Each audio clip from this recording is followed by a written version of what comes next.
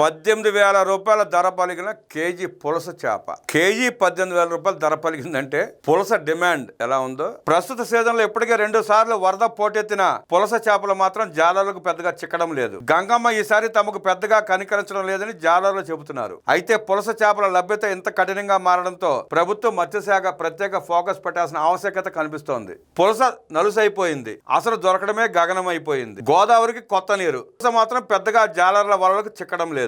దొరికిన అవి కేజీకి మించడం లేదు. దీంతో దొరికే ఆరాకోరా పులసలకు భారీ డిమాండ్ ఏర్పడింది. దీంతో పులసలు దొరికితే తమకు ఇవ్వాలని కొందరు ముందుగానే ఆర్డర్లు ఇస్తున్నారు. తాజాగా యానం రేవులో కేజీ నుంచి కేజీన్నర బరువున్న పులస చేప వేలంలో 18,000 రూపాయల ధర పలికింది.